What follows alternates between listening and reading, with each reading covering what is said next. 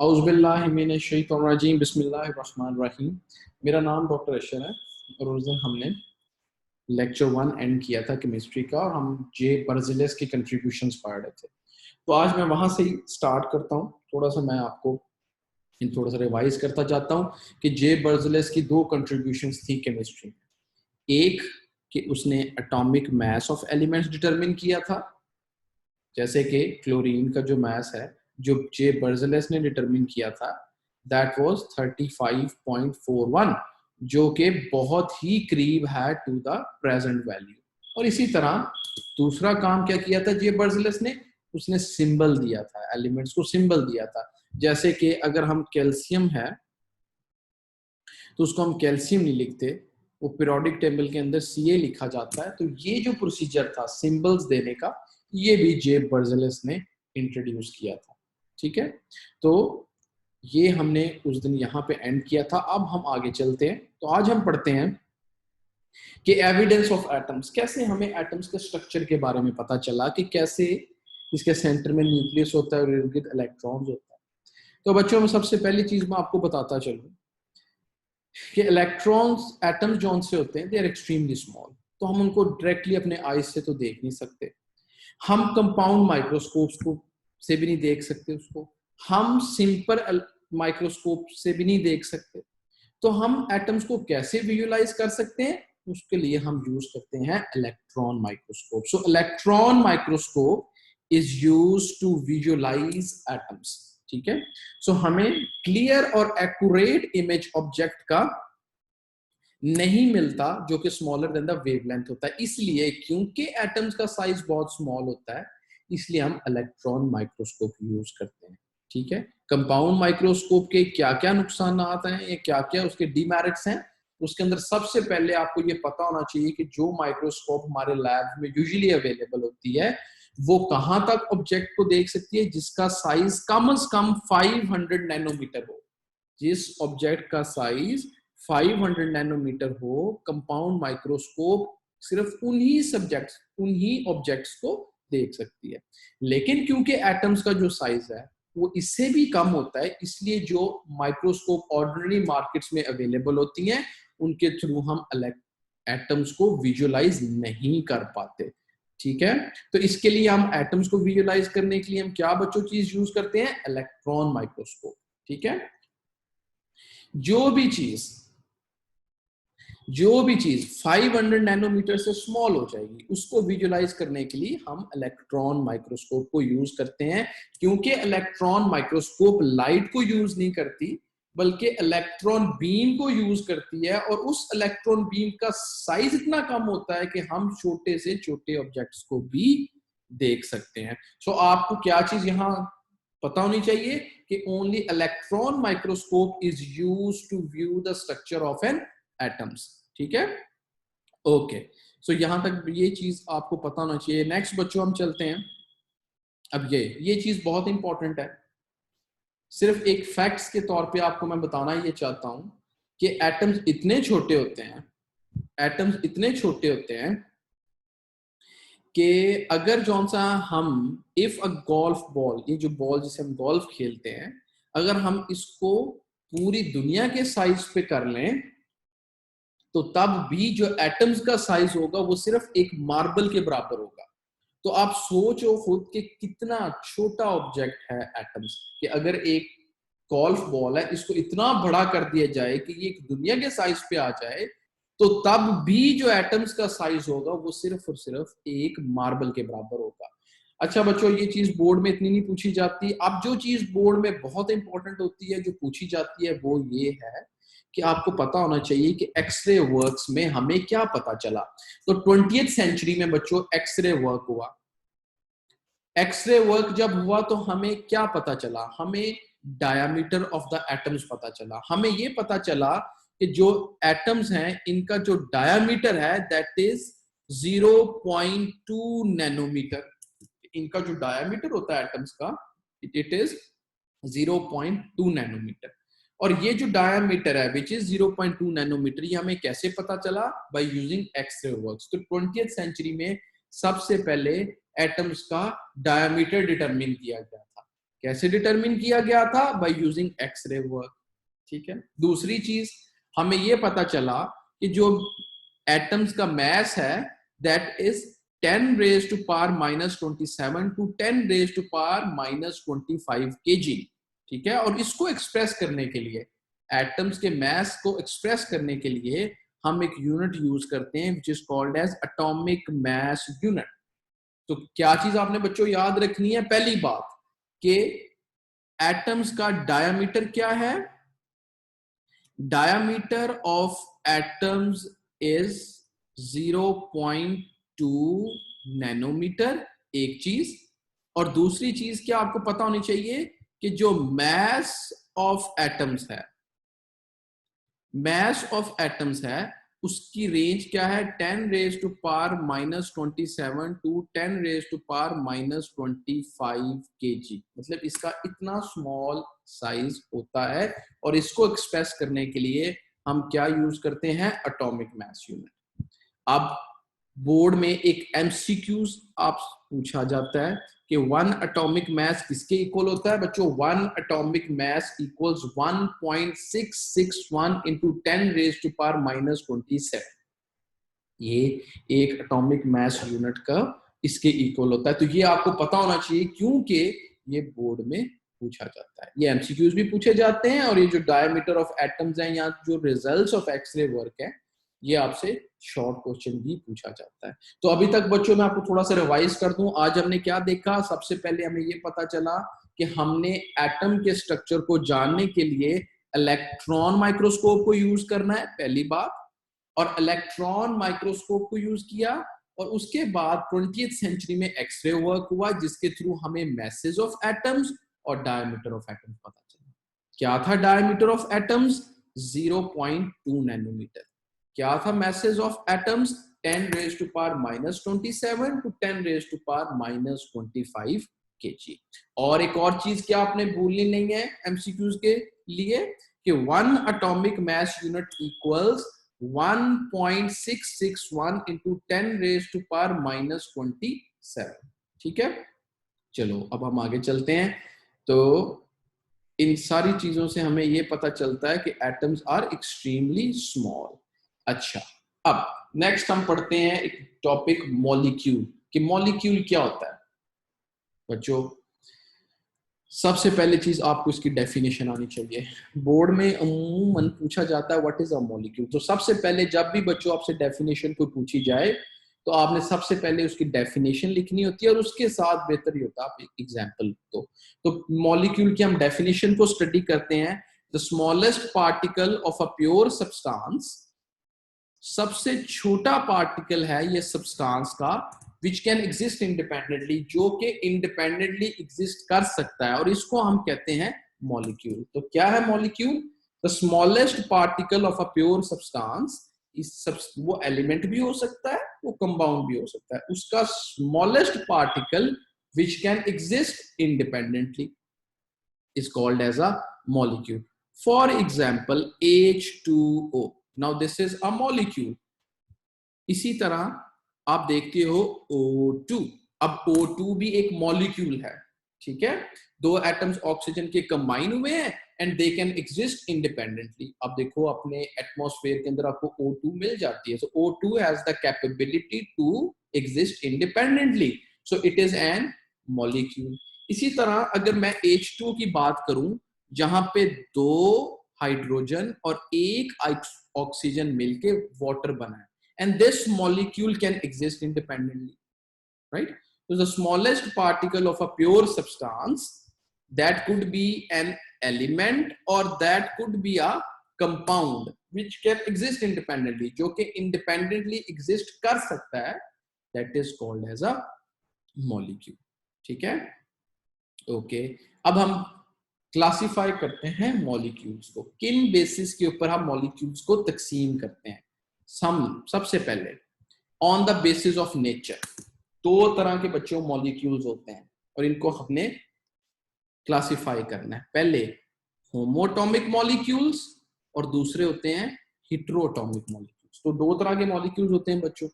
होमो का मतलब होता है सेम, होमो का मतलब होता है same, same atom containing molecules, जैसे कि O2, जैसे कि F2, इसके अंदर दो ऑक्सीजन एटम्स आपस में कंबाइन किए, दोनों एक तरह के एटम प्रेजेंट है। इसी तरह दूसरा मैं देखता हूं F2, इसके अंदर दो फ्लोरीन के एटम्स कंबाइन किए, ठीक है। एक और मिसाल मैं ले लेता हूं S8 की, जिसके अंदर 8 सल्फर के एटम्स कंबाइन किए। This is called as homoatomic molecules. So ऐसे मॉलिक्यूल्स जिनमें एक जैसे एटम्स प्रेजेंट हो, इनको हम कहते हैं homoatomic molecule. So a molecule which is composed of same और one kind of atom is called as homoatomic molecule. ऐसा मॉलिक्यूल जिसके अंदर एक ही तरह के एटम्स प्रेजेंट हो, उनको हम कहते हैं होमोएटॉमिक मॉलिक्यूल्स। मिसाल क्या है उनकी? O2, O3, F2 and S8। तो ये सब एग्जांपल्स आपके पास होमोएटॉमिक मॉलिक्यूल्स की आ रही है। इसी तरह अब हम नेक्स्ट मूव करते हैं, हम देखते हैं हेटेरोएटॉमिक मॉलिक्यूल्स। तो हेटेरोएटॉमिक मॉलिक्यूल्स क्या होते हैं? अ molecule which is composed of different type of atoms. ऐसा मॉलिक्यूल जिसके अंदर एक तरह के एटम्स प्रेजेंट ना हो। जैसे कि अगर मैं मिसाल दूं आपको SO2 की, तो एक सल्फर और दो ऑक्सीजन प्रेजेंट है। तो क्या इसके अंदर एक जैसे एटम्स प्रेजेंट है? नहीं, इसके अंदर एक सल्फर और दो ऑक्सीजन एटम्स प्रेजेंट है। सो अ मॉलिक्यूल, ऐसा molecule which is composed of different type of atoms, तो इसके अंदर दो मुख्तलिफ तरह के एटम्स प्रेजेंट है। तो ऐसे हम मॉलिक्यूल्स को क्या कहते हैं? हेटेरोएटॉमिक मॉलिक्यूल्स। तो ऐसे मॉलिक्यूल्स को हम क्या कहते हैं? हेटेरोएटॉमिक मॉलिक्यूल्स, या इनको कंपाउंड मॉलिक्यूल्स भी कहा जाता है, ठीक है। सो सबसे पहले हमने क्या स्टडी किया? On the basis of nature हम किस तरह डिवाइड करते हैं इनको, एक होमोटॉमिक मॉलिक्यूल्स और दूसरे हेटेरोटॉमिक मॉलिक्यूल्स। होमोटॉमिक मॉलिक्यूल्स में एक ही तरह के एटम्स प्रेजेंट होते हैं, हेटेरोटॉमिक मॉलिक्यूल्स के अंदर मुख्तलिफ तरह के एटम्स प्रेजेंट होते हैं, ठीक है। ओके, नेक्स्ट हम किस बेसिस पे डिवाइड करते हैं मॉलिक्यूल्स को? दूसरा है एटॉमिसिटी। सबसे पहले तो आप इस वर्ड को समझो कि what is atomicity.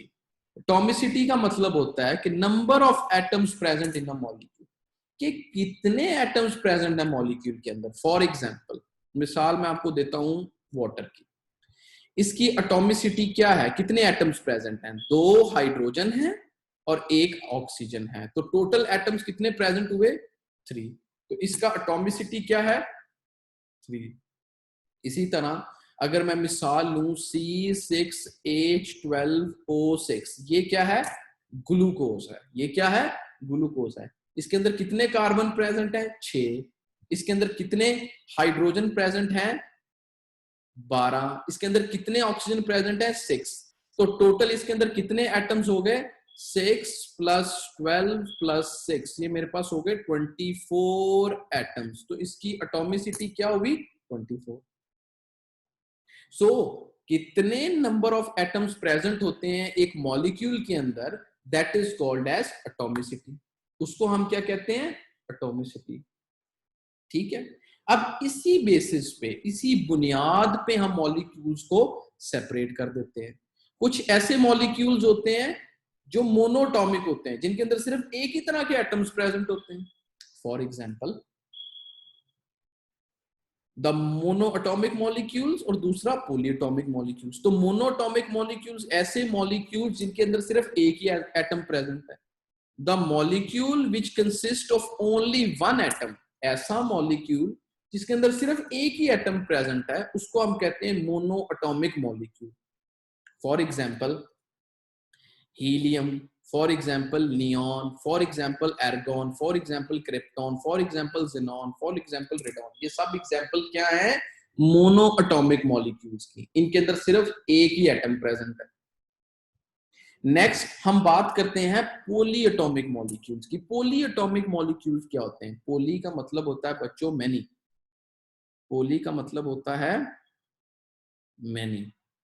Poly atomic molecules ऐसे मॉलिक्यूल्स जिनके अंदर दो या दो से ज्यादा एटम्स प्रेजेंट है। A molecule which consist of two और more than two kind of atoms are called as poly atomic molecules.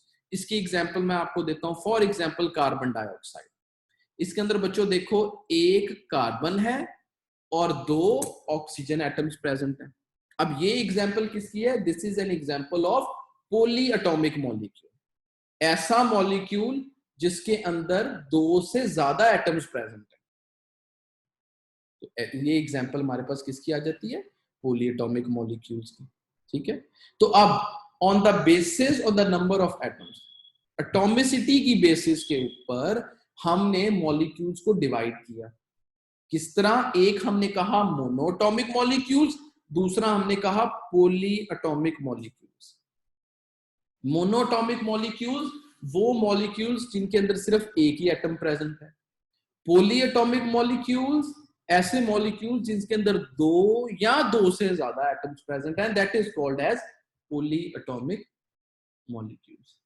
ठीक है, ओके अब हम पढ़ते हैं। It can be diatomic. अब जो पॉली एटॉमिक मॉलिक्यूल्स हैं वो डायटोमिक भी हो सकते हैं। डाय का मतलब दो, ऐसे मॉलिक्यूल जिसके अंदर दो एटम्स प्रेजेंट होंगे। ट्राई, ऐसा मॉलिक्यूल जिसके अंदर तीन एटम्स प्रेजेंट होंगे। टेट्रा, ऐसा मॉलिक्यूल जिसके अंदर चार एटम्स प्रेजेंट होंगे। फिर हमारे पास आ जाता है पॉली एटॉमिक मॉलिक्यूल्स। तो बच्चों ये आपसे क्वेश्चन पूछा जाता है बोर्ड में मॉलिक्यूल्स का, इसलिए मैं आपको on the basis of the nature, on the basis of atomicity मैं आपको एक्सप्लेन कर रहा हूं, because this is an important question. ठीक है, अब हम आगे चलते हैं। आज हमने basis of next size of the molecule. बच्चों दो तरह के होते हैं मॉलिक्यूल्स, याद रखना। एक होते हैं माइक्रो मॉलिक्यूल्स, एक हमारे पास होते हैं माइक्रो मॉलिक्यूल्स, और एक हमारे पास होते हैं मैक्रो मॉलिक्यूल्स। एक हमारे पास होते हैं मैक्रो मॉलिक्यूल्स। तो दो तरह के मॉलिक्यूल्स होते हैं, एक माइक्रो मॉलिक्यूल्स और एक हमारे पास मैक्रो मॉलिक्यूल्स होते हैं। So on the basis of the size of the molecules दो तरह के मॉलिक्यूल्स होते हैं। माइक्रो का बच्चों मतलब क्या होता है? माइक्रो का मतलब होता है स्मॉल, मैक्रो का मतलब होता है लार्ज। तो एक होता है स्मॉल साइज मॉलिक्यूल्स और एक होता है लार्ज साइज मॉलिक्यूल्स, राइट? तो अब हम आगे चलते हैं। माइक्रो मॉलिक्यूल्स क्या होते हैं? माइक्रो मॉलिक्यूल्स ऐसे मॉलिक्यूल्स होते हैं जो कि बहुत स्मॉल होते हैं। They are small in size. So micro molecules are small in size. ठीक है, फॉर एग्जाम्पल H2O, इसके अंदर दो हाइड्रोजन है और एक ऑक्सीजन है। अब ये क्या है? This is a micro molecule.